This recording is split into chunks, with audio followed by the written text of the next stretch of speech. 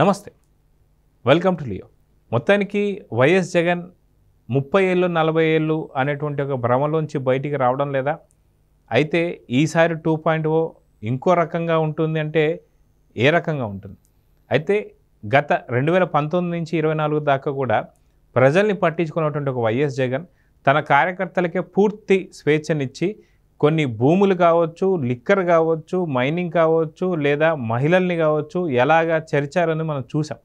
అయితే ఈసారి ఒకవేళ ఖచ్చితంగా మన 2.0 వస్తే కార్యకర్తలదే అవుతుంది అనేసి అన్నారు. అయితే ఈసారి ఇంకెంత విధ్వంసం జరగబోతుంది? మొత్తానికి జగన్ అన్న మాటల్ని ఎలా తీసుకోవాలి? దీని గురించి మనతో పాటు సీనియర్ జర్నలిస్ట్ కనకదుర్గ వడ్లమణి గారు ఉన్నారు. వారిని అడిగి తెలుసుకుందాం. మేడం నమస్తే. నమస్తే అండి. మేడం, 1.0 వచ్చేసి ప్రజలది, 2.0 వచ్చి కార్యకర్తలు అంటున్నారు. మొత్తానికి 1.0లోనే కార్యకర్తలకు సంబంధించి ఎలాంటి బీభత్సవం చేశారో మనం చూసాం కదా.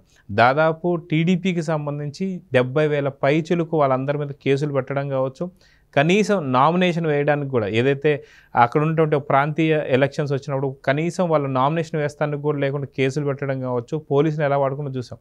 సో ఇంకా 2.0లో ఖచ్చితంగా కార్యకర్తలది అంటే ఈసారి ఏం జరగబోతుంది అనుకోవచ్చు. మొత్తానికి జగన్ అన్న మాటల్ని ఎలా తీసుకోవాలంటే ఏం చెప్తారు? అంటే ఓటమి మీద ఆయన విశ్లేషిస్తూ కార్యకర్తలతో ఈ మాట అన్నాడు ఆయన. అయితే మీరు అన్నట్టుగా 1.0 ప్రజల కోసం అయితే 2.0 కార్యకర్తల కోసం అన్నాడు. అంటే 1.0లో మేము ప్రజల ఆస్తులు భూములు అన్నీ కొట్టేశాము, 2.0లో ఇంక వాళ్ళ దగ్గర కొట్టేయడానికి ఏమీ లేదు మాకు, ఇప్పుడు మేము కార్యకర్తల మీద పడతామని చెప్తున్నాడు. సో ఇప్పుడు మీ పని ఉంది సుమా, జాగ్రత్త, మీ పని పడతామంటున్నాడు. అది కార్యకర్తలు కొంచెం గమనించుకోవాలి. కార్యకర్తలు ఇప్పుడు ఉప్పొంగిపోయి జగనన్న మమ్మల్ని పట్టించుకుంటాట, ఏం పట్టించుకుంటాడు? ఇప్పుడు మీ ప్రాణమాన ధనాలకి, మీ ఆస్తులకి ముప్పు ఉంటుంది చెప్పాలంటే. ఇప్పుడు మీకు ఒక హిందీ సినిమా వచ్చింది చూడండి, తన్ మన్ ధన్ ఏదో అని. అట్లాగా ఇక్కడ ప్రాణం, మానం, ధనం, హాని, అంతే. అది 2.0 అంటే. మీకు అర్థమైందా? ఈ 2.0లో కార్యకర్తలు జాగ్రత్తగా ఉండాలి. మళ్ళీ 30 ఏళ్ళు అంటున్నాడు, జాగ్రత్త. 5 ఏళ్లకే ప్రజలు అల్లాడిపోయారు. మళ్ళీ మాకొద్దు బాబోయ్, నీ ప్రచారాలు వద్దు, నీ ఆర్భాటాలు వద్దు, మౌత్ పబ్లిసిటీ చాలు అనుకుని తెలుగుదేశం కూటమికి వాళ్ళు ఓటేశారు. ఎందుకంటే తెలుగుదేశం వాళ్ళకి ఏం చేశారో చెప్పుకోవడం తెలియదు, చేసుకుంటూ వెళ్ళటమే తెలుసు. జగన్మోహన్ రెడ్డికి పక్కవాడు చేసింది, ఎదరివాడు చేసింది తన ఖాతాలో వేసుకుని తను చేసినట్టుగా చెప్పడం తెలుసు కాబట్టి, ఆయన 100 కోట్లు అప్పనంగా వస్తాయి కాబట్టి సోషల్ మీడియా ఖర్చు పెట్టగలరు. అదిగాక మనం చూసుకుంటే ఒక 10,000 రూపాయల ఖర్చు అయిన ఒక పథకానికి దాదాపు 30,000 రూపాయల పబ్లిసిటీ తను చూపిస్తూ ఉంటుంటారు. సో ఇది చూసే వాళ్ళు కూడా ఏమనిపిస్తుందంటే ఖచ్చితంగా 10 మందికి జరిగిన దాన్ని ఒక 10,000 మందికి జరిగిందో అన్నట్టు పబ్లిసిటీ ఉంటుంది. సో నిజంగా ఏది కరెక్ట్ అంటే నిజంగా ప్రజలు డిసైడ్ చేశారని చెప్పనుకో. ఖచ్చితంగా అండి. ఏదో అంటారు కదా, ఉన్నది ఇంత చెప్పేదంతా అని. అట్లాగా ఆయన చేసేదే ఉండదు. ఎవడో చేసిన దానికి ఈయన రంగు పులువుకుని, వైసీపీ రంగు, ఈయన జగన్మోహన్ రెడ్డి. అక్కడ కూడా మళ్ళీ జగనన్న ఫోటో ఇంత ఉండాలి కింద నుంచి పై వరకును. జనాలకి ఎందుకంటే ఆ పథకం కనిపించదు, ఎలాగా పథకం అమలు అవ్వదు కదా. అదిగాక మొన్న జగన్ చెప్పినట్టు కూడా ప్రతి ఇంట్లో నా ఫోటో ఉండాలి అని చెప్పేసి అనడం, దీన్ని ఎలా చూడాలి? అదిగాక 30 సంవత్సరాల మానియా ఏంటి అసలుకి? 30 సంవత్సరాల పాటు అంటే లండన్ మందులు వాడుతున్నందుకు ఇలాంటి 30 ఏళ్ళు అని చెప్పి ఆ మాట అంటున్నాడా? జగన్ 30 ఏళ్ళు అంటుంటే మరో పక్కన విడుదల వచ్చి 40 ఏళ్ళు అంటుంది. ఈ 30-40 ఏళ్ళ ప్రస్తావన దీన్ని ఎలా చూడాలంటారు? అంటే వయసు ఏంటో మరి వీళ్ళకి, వయసు పిచ్చి ఏంటో. అంటే 30-40 ఏళ్ళది ఏళ్లలో చెప్తున్నారు వాళ్ళు, మేము అంతకాలం పరిపాలన చెయ్యాలని. వాళ్ళు 5 ఏళ్లకే ప్రజలకి భయం వేసి వాళ్ళు నిజంగా భయపడే వేశారండి, మాకు ఇలాంటి పరిపాలన వద్దని. అంటే నీకు 30 ఏళ్ళని ఆయన ఇప్పుడే బెదిరిస్తున్నాడంటే 30 ఏళ్ల తర్వాత అసలు ఆంధ్రప్రదేశ్ మ్యాప్లో ఉండదు మీకు. మీకు అర్థమైందా? 25 ఏళ్ళు 30 ఏళ్ళు అన్నాడంటే ఆంధ్రప్రదేశ్ మ్యాప్లో ఉండదు. జగన్మోహన్ రెడ్డి అసలు భూమి మీద ఉండడము మనకు తెలియదు. అదేవిధంగా విడుదల రజనీ గారు కూడా ఆ జగన్మోహన్ రెడ్డి చెప్పిందే పట్టుకుంటోంది.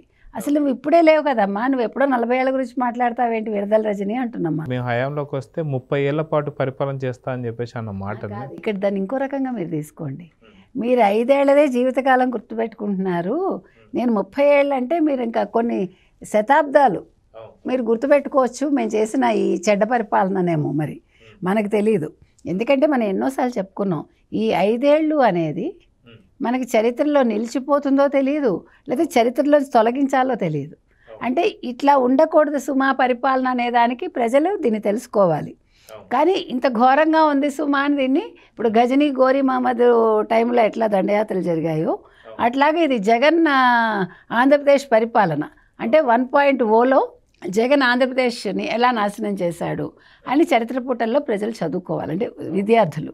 కాబట్టి ఇది చిన్న విషయం కాదండి. ఇవాళ జగన్మోహన్ రెడ్డి అంటాడు మనం ఇన్ని బటన్లు నొక్కి ఇన్ని సంక్షేమాలు ఇస్తేనే మన పరిస్థితి ఇలా ఉంది, వీళ్ళు అసలు పథకాలే అమలు చేయట్లేదు, ఇంకా వీళ్ళ పరిస్థితి ఎలా ఉంటుంది, వీళ్ళు గ్రామాల్లో తిరగలరా, వీళ్ళు అసలు వెళ్ళి ప్రజల్ని కలవలేరు అంటున్నాడు. ఆ బాధ తెలుగుదేశం కూటమికి లేదు జగన్మోహన్ రెడ్డి అంటున్నాం. నీకు అది ప్రాబ్లం ఉంది కాబట్టి నువ్వు 8 నెలలుగా నువ్వు ప్యాలెస్లో ఉంటున్నావు. నువ్వు తాడేపల్లి ప్యాలెస్ కావచ్చు, యలహంక ప్యాలెస్ కావచ్చు, అంతే. మధ్యలో 3 సార్లు పులివెందులు వెళ్ళాడు, అక్కడ భయపడిపోయి పారిపోయాడు మీకు గుర్తుంటే.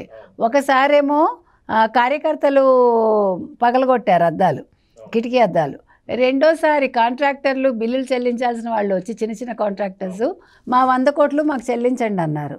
దెబ్బకి మళ్ళీ పులివెందులు వెళ్ళాలి. మూడోసారి వెళ్ళినప్పుడు అసలు నా మనుషులు ఎవరు ఇక్కడ, అందరూ అవినాష్ రెడ్డి మనుషులు, భాస్కర్ రెడ్డి మనుషులు కనిపిస్తున్నారు అని ఆ రోజు బాధపడ్డాడు. సో ఈ దెబ్బకి ఆయన అసలు పులివెందులు వెళ్ళటం మానేశాడు.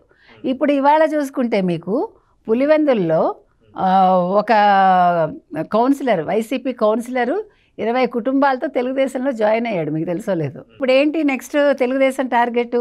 మొత్తం మీ ఉనికి లేకుండా చేయటం వాళ్ళ టార్గెట్. అంటే పులివెందుల్లో జగన్మోహన్ రెడ్డి వైసీపీ లేకుండా చేస్తే వై నాట్ పులివెందుల ఇప్పుడు వాళ్ళ క్యాప్షన్, వై నాట్ 175 అన్నాడు కదా జగన్మోహన్ రెడ్డి. అట్లాగే ఇవాళ వై నాట్ పులివెందుల. అంటే ఎందుకు చెప్తున్నామంటే ఇవన్నీ కూడా ఇవాళ జగన్మోహన్ రెడ్డికి ఇంకా వాస్తవాలు అర్థం కావట్లే. నువ్వు పథకాలు ఇచ్చింది కొద్ది మందికే, నువ్వు 11 లక్షల అప్పులు తెచ్చి 2 లక్షల పథకాలకు ఇచ్చానంటున్నావు, 9 లక్షలు జేబులో వేసుకున్నావు. 2 లక్షల్లో నువ్వు ఎంతమందికి ఎంత పథకాలు ఇచ్చావు చెప్పు అంటున్నారు జనం. అదిగాక వైసీపీకి సంబంధించి ఇప్పుడు ఏదైతే ఆరోపణలు చేస్తున్నారో దానికి సంబంధించి కూడా సూపర్ 6 కూడా అయిపోయింది. అది ఇప్పుడు వీళ్ళు మొత్తుకుంటున్నది ఏదైతే ఉందో, మీరు ఇందాక అన్నట్టుగా ఇప్పుడు మీరు సాక్షి పేపర్ కానీ ఛానల్ కానీ తీసుకున్నారనుకోండి, మన చంద్రబాబు నాయుడు గారు వాస్తవాలు మాట్లాడుతూ ఇప్పుడు ఆ గవర్నమెంట్ ఉన్నప్పుడు మొత్తం అంతా ఖజానా ఖాళీ చేశారు వాళ్ళు. ఇవాళ రాష్ట్ర ఆర్థిక పరిస్థితి చూస్తే ఈ పథకాలు, ఈ సంక్షేమ పథకాలు మనం ఇవ్వడం చాలా కష్టం అయినప్పటికీ నేను తల తాకట్టు పెట్టి ఇస్తాను అంటే, ఈ అయినప్పటికీ తల తాకట్టు పెట్టి ఈ పదాలు తీసేసి అశ్వత్థామ అతహ కుంజరహ అని, అశ్వత్థామ అనే పేరు గల ఒక ఏనుగు చచ్చిపోయిందని అక్కడ భారత యుద్ధంలో అన్నమాట. సో అట్లా చెప్పినట్టుగా ఇక్కడ వీళ్ళు దీన్ని ఇట్లా ప్రచారం చేసుకుంటున్నారు. ఏంటి, సంక్షేమ పథకాలు ఆల్రెడీ మొదలయ్యాయి. వాళ్ళ పేపరును వాళ్ళ ఛానల్ వాళ్ళకి ఇప్పుడు జీతాలు ఇవ్వకూడదేమో చూడండి ఆ జర్నలిస్టులకి, ఎందుకంటే వాళ్ళు తప్పుడు వార్తలు ఇస్తున్నారు. అంటే వాళ్ళు నిద్రపోతూ ఉన్నారేమో. ఓ పక్క మొన్ననేమో దీపావళికి 3 సిలిండర్లు ఇచ్చారు, తర్వాత ఇప్పుడు ఉచిత బస్సు అంటున్నారు, మొన్ననేమో జూన్ నుంచి తల్లికి వందనం ఇస్తామన్నారు, రైతు భరోసా చెప్పారు, మత్స్యకారుల భరోసా చెప్పారు, అన్నీ కూడా విదిన్ నో టైం చేస్తామని చెప్పారు. వాళ్ళ హయాంలో 8 నెలల వరకు అసలు పథకాల జోలికి వెళ్ళాల. 8 నెలల తర్వాత వాళ్ళు ఇచ్చేసరికి 1.5 year అయింది. ఆ విషయం కొంచెం పాప సాక్షి పేపర్ కూడా ఒక్కసారి వెనక్కి వెళ్ళి రివైండ్ చేసుకుని చూస్తే మొత్తం తేటతెల్లం అవుతుంది. ఎవరు ఇస్తున్నారు పథకాలు కరెక్ట్గా, ఎవరు పథకాలు ఇవ్వలేదు, ఎంత ఇచ్చారు. ముందు దీని మీద వాళ్ళు ఖచ్చితంగా ఒక సర్వే చేసుకుని వాళ్ళు మంచి ఆర్టికల్ రాయాలని మాత్రం కోరుకుందామండి. ఇక్కడ మాత్రం చేయాల్సిందేదో వీళ్ళు చేస్తున్నారు. ఇవాళ ఆయన కార్యకర్తలను ఉద్దేశించి 2.0 25 30 ఏళ్ళు అంటే జనాలు భయంతో పరుగులు పెడుతున్నారు. ఇక్కడ వైసీపీ కార్యకర్తలు కూడా పరిగెట్టి తెలుగుదేశంలోనూ జనసేనలోనూ చేరతారు. సో చూద్దాం, మీరు అన్నట్టుగా జగన్మోహన్ రెడ్డి మాటలకి అర్థాలు వేర్లే, కానీ వాళ్ళ కార్యకర్తలను సరే దీన్ని గుర్తిస్తారో లేదా అనేది చూద్దాం. మరి నమస్తే.